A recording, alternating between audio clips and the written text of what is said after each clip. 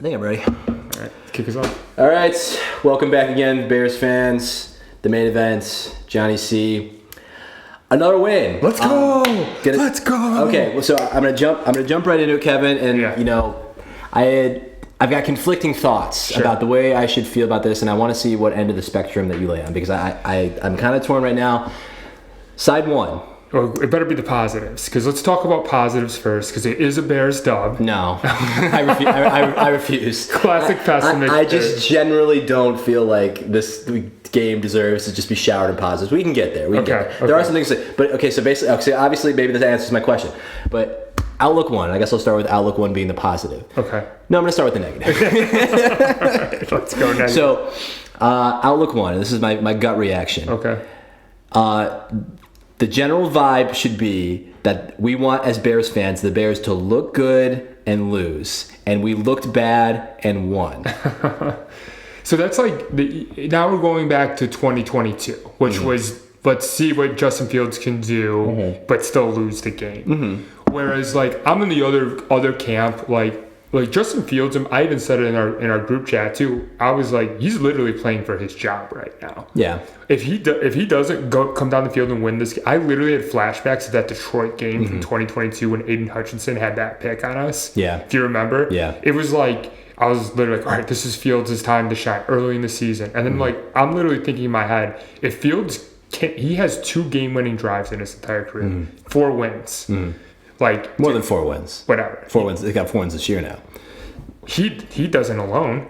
I guess you're right. Did Bajan have 2 of them or 1? 2? Oh wow. That's what I'm saying. Okay. Right. So let's take it with a grain of salt. Then. Fair enough. So what I'm saying though is that like it was important for me to see Fields come down. Whether it doesn't matter as a field goal, whatever. But like I wanted to see that out of the Bears. Okay. I needed to see that is true. That Fields can close out a game. Okay, but we'll come back. So outlook one is the Bears looked bad and won. It was ugly. Outlook 2.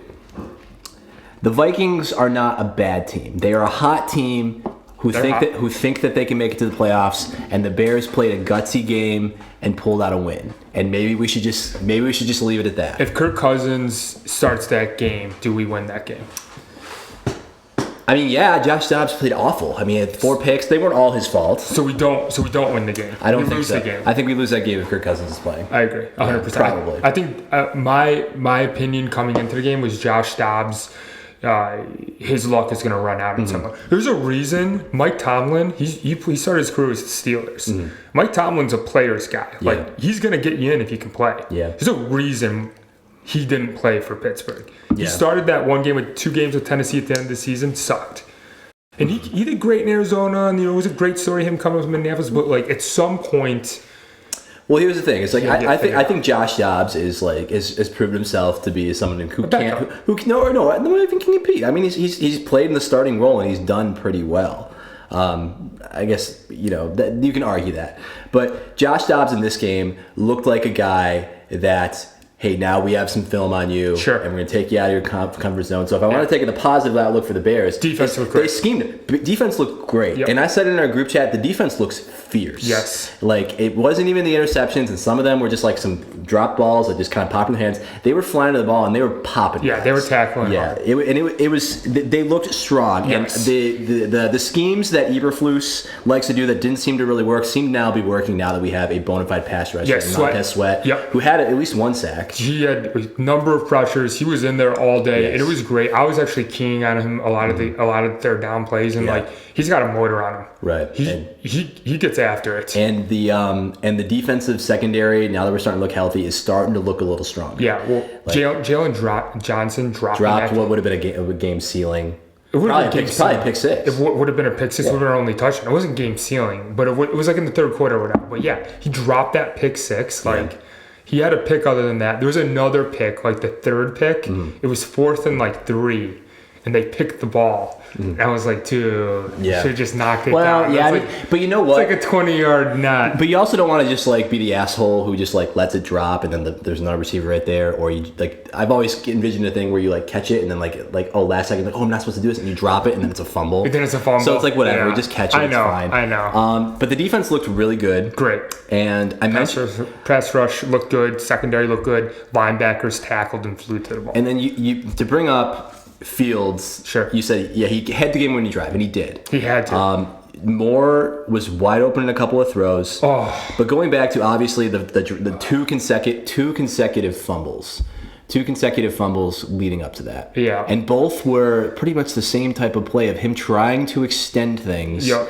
And then not trying to create plays that weren't there, and then not ball security. And I remember like that first fumble, like we talked about. I was trying to find a video of it. That first fumble, like they key on him, they watch him, and he's like going to sideline it, and he says, "It's my bad." Yeah, I remember that. Yeah. And then the very next drive, gets hit hard, bad fumble. Yeah. And I said, I was just telling you, he looked like a guy who looked like he was about to cry in that sideline.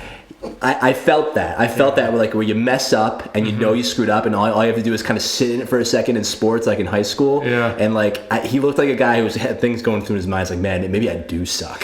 Maybe I am bad. Like I also think like he was like I think Fields also realizes that he's playing for his career right now as well.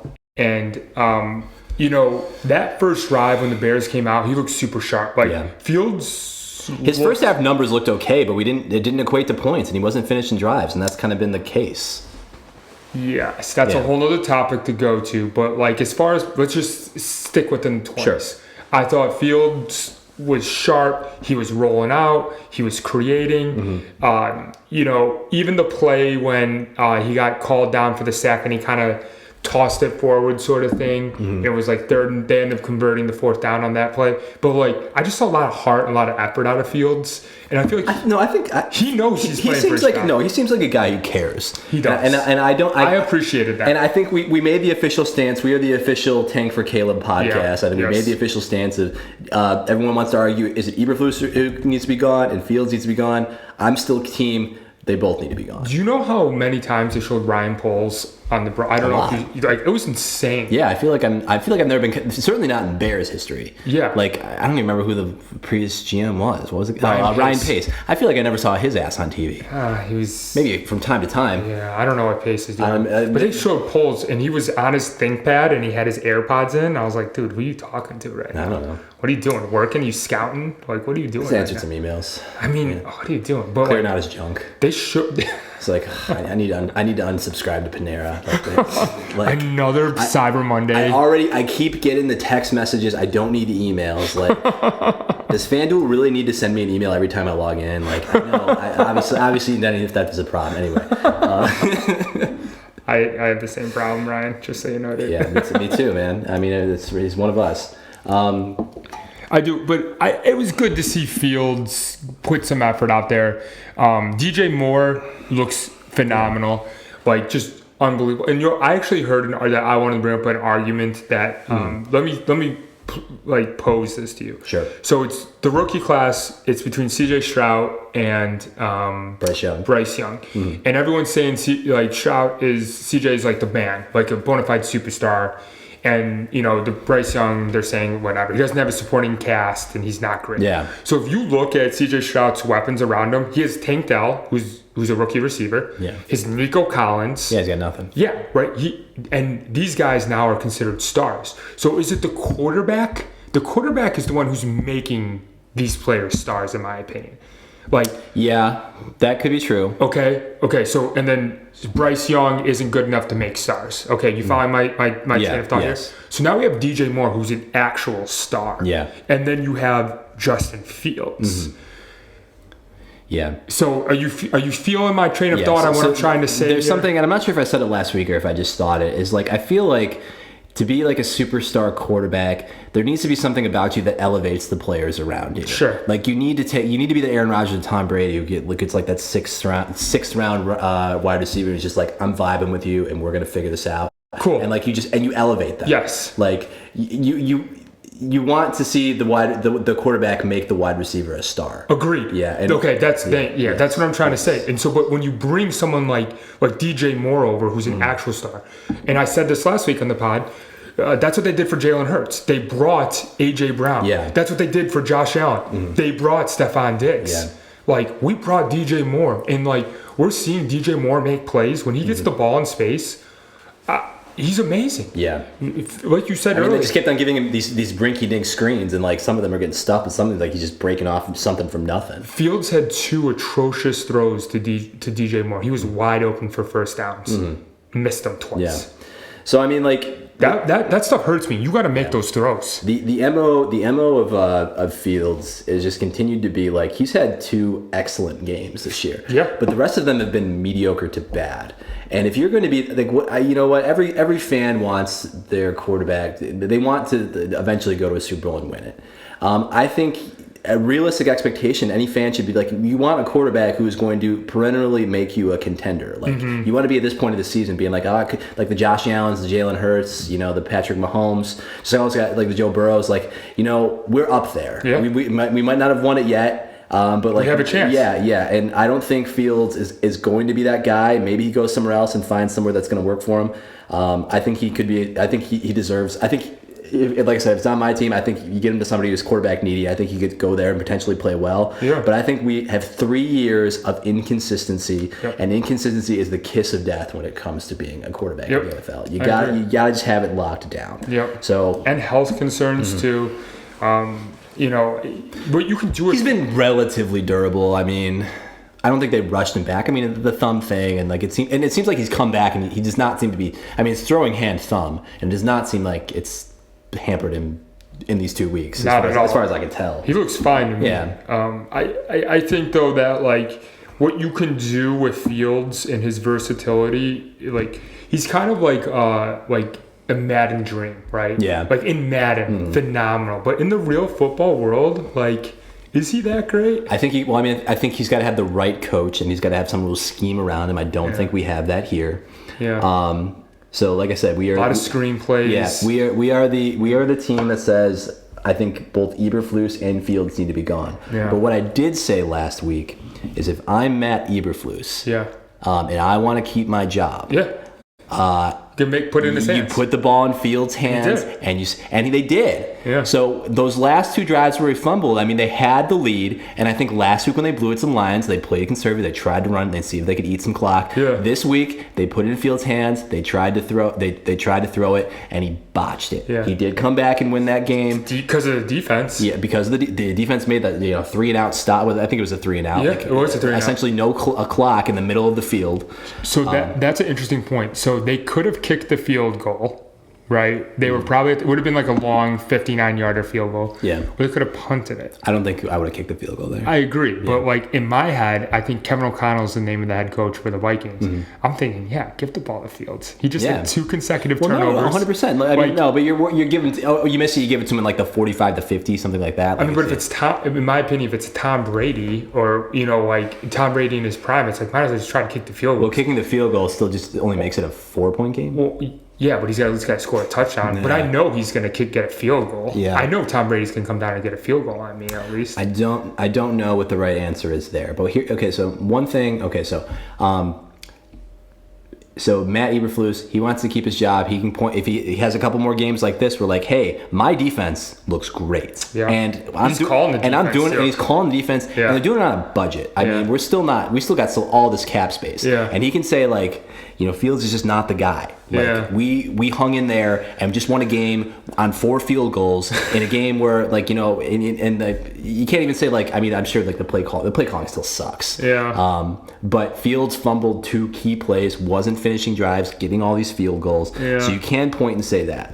But I will say, on that last drive, to not take anything away from Fields because he did mount a game-winning drive, and those are hard to do. What he did on that drive, and I noticed, which was directly converse to the drives that he fumbled, is I think on consecutive plays, he threw the ball away. He was getting chased. He, instead of running, trying to get like 1 or 2 yards in a big hit, he threw the ball away, and he lived to die another day. Mm-hmm. And And ended up converting like a third down right after that, and obviously went on to win the game. And I think that was a real marker. I could tell that I think it was in his head. Like, I just fumbled the ball twice. I think I need to take care of it a little bit more. I saw him.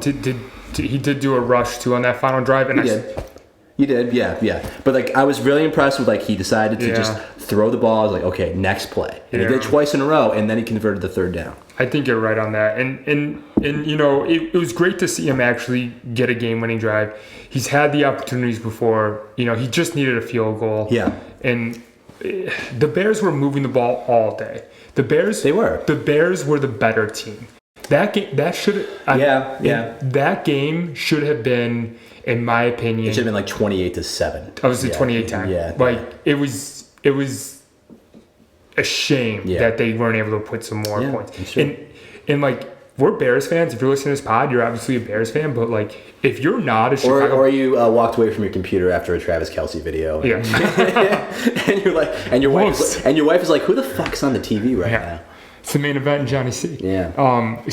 But if you're not a Bears fan, I feel bad for the rest of America having to watch that game. One touchdown, and then the Bears win with 4 field goals. Everyone says that. You know, everyone wants the big scoring offense. I don't mind having like a chess match defensive struggle. But I think it's also the way we grew up. It's like, obviously when they're just marching down the field, when you're just marching down the field, it kind of gets to the way like the NBA is. Can someone just fucking play some defense? I also think you're in the minority because I'm sure I'm in the minority. That Eagles, the Eagles KC game last week, then the Eagles Bills game this week that went into overtime. Yeah, that was electric. Yeah, that was absolutely electric. Yeah. So I think that Jalen Hurts. That is what I would rather. That is what I would rather watch too. But so many of these primetime games are like 2 or 3 score blowouts. Yeah. And this one actually was a close one with some controversy and some storyline. Oh, controversy! That cornerback, what was his name? Not number 6. When he went to the sideline and he took off his helmet. Oh yeah, and they got a penalty. Did you see I sent it to you on Instagram. Yeah. Did you see the replay? His helmet was broke. Yeah, but no, he went on the sideline and he was getting pushed and shoved. Like other players were beating up on him. Oh, maybe I'm thinking of something different. No, you're thinking of it, but they intentionally, I feel like, didn't show it on ESPN. They didn't show the replay of him on the sideline. Mm-hmm. Check your Instagram after this. All right, well. Check I forgot who posted it. Check it though. He's on the cornerback's on the sideline, and he's like getting like harassed by other players, and his helmet flies off. Oh yeah. Yeah, and then they got a 15-yard penalty for unsportsmanlike conduct. I don't think I saw that live. That was trash. Yeah. That was trash. And then the other thing I want to say about Dobbs that I thought was interesting, just in general about his play, he had good pocket presence. Yes, he had 4 picks. He missed Jordan Addison on a wide open touchdown. He did. Yeah. That could have been a touchdown there. He wasn't utilizing Hockenson enough. Yeah, he didn't have any catches in the first half. So he's been peppered with like 14, 15 targets a game. Mm-hmm.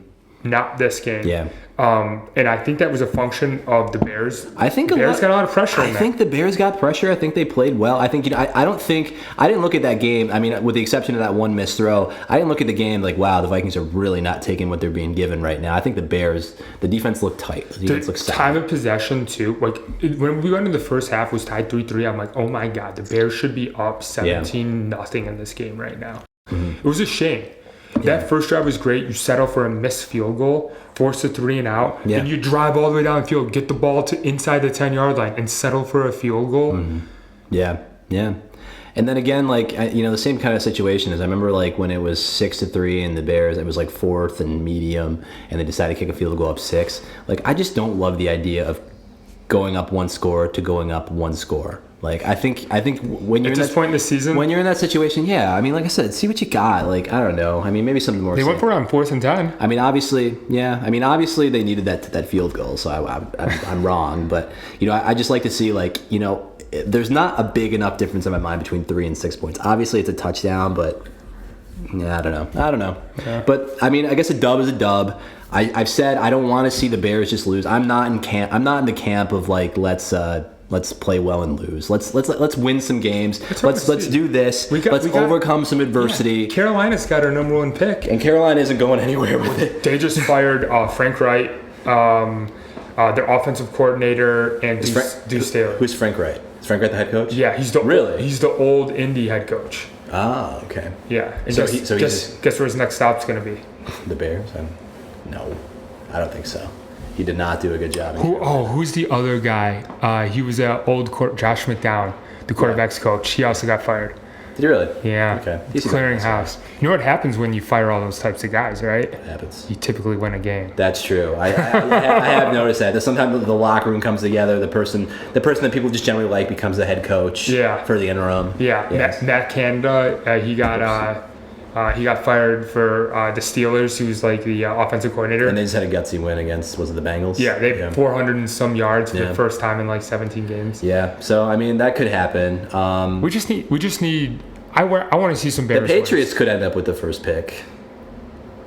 I mean, they only got 2 wins. They're not looking like they're going to win a game anytime soon.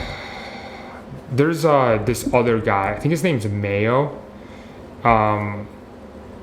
Draft prospects who they're saying. So I've heard of his name before, but I heard it more because over the weekend for Thanksgiving I was talking. Oh yeah, his name's Drake Mayo, which by the way, or Drake May. Sorry, Drake May, which is cool. Who doesn't like the name Drake?